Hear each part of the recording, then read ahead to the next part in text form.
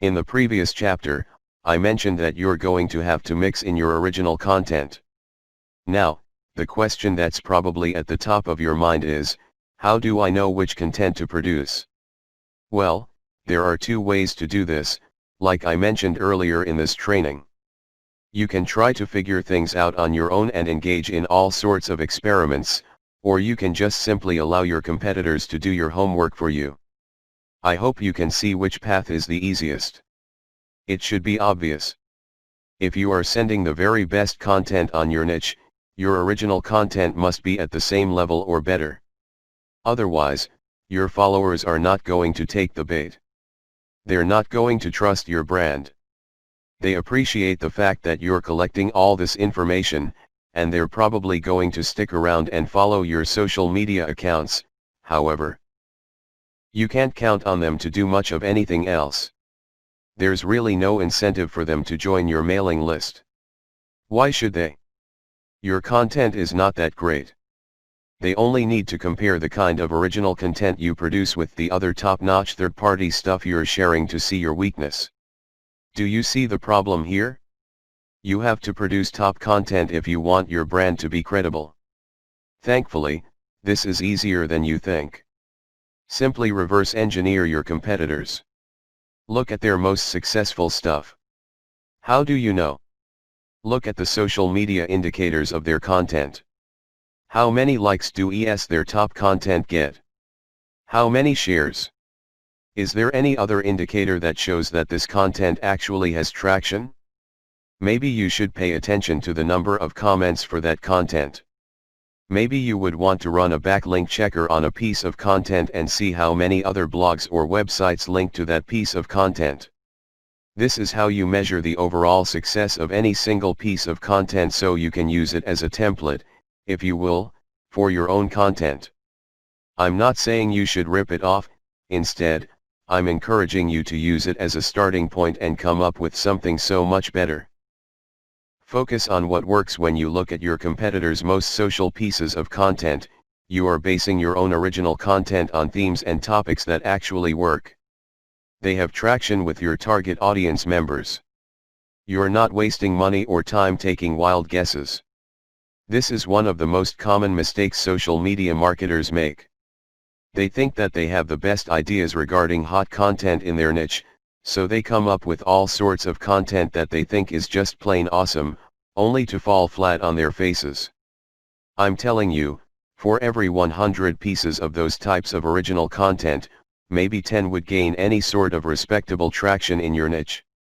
It's too expensive, and it burns too much time. Thankfully, there is a better way. You just need to reverse engineer your competitors' most successful content. Use that as a starting point.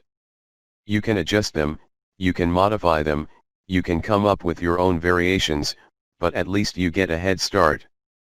At least you're in the ballpark when you start off. You're not just taking random shots in the dark. Learn from your own success after you have started curating and mixing in your original content. Pay attention to your statistics. They should tell you which of your content gets the most love. If you notice that a handful of your curated third-party content gets a lot of retweets, shares on Facebook, or any other indication of social media engagement, pay close attention to those pieces of content. At some level or another, they struck a nerve. They caught your audience members' attention in a very positive way. Find these successful curated pieces of content and create original versions of them. Similarly, if you have many different original pieces of content, only a handful of them would be really successful. Pay attention to those. Find them. Once you've identified them, create more of them. Focus on the same themes and present similar information the same way. The key here is to focus on what works and expand it and grow it. Ditch the stuff that failed. Build on your strengths. Create derivative cross-platform versions of your most successful content. Now that you have a clear idea of how to create content that has proven traction, don't just keep reverse engineering it. While you need to continue doing that, you also have to do something else. Create derivative or cross-platform versions. For example, One particular type of blog post does well on all your social media accounts. Identify its themes, pay attention to its patterns, and come up with another blog post. See if that works. If you achieve the same level of success, you're onto something. This is not a fluke. This is not a one-time thing. You have struck on a theme that your audience members readily enjoy. The next step is to take things to a whole other level. Instead of just cranking out yet another blog post, create videos about that theme. Make specialized diagrams. Produce infographics. Take these materials and share them on social media platforms that specialize in those formats. For example, for blog post URLs, share them on Twitter and Facebook. For videos, share them on YouTube. For diagrams and infographics, share them on Pinterest. Drilling even deeper, look at your hottest blog posts, and strip out key questions and use these as leads or titles for tweets. Tweet the same content several times over the course of a week. Of course, don't drop it all in 1 hour, but space them out.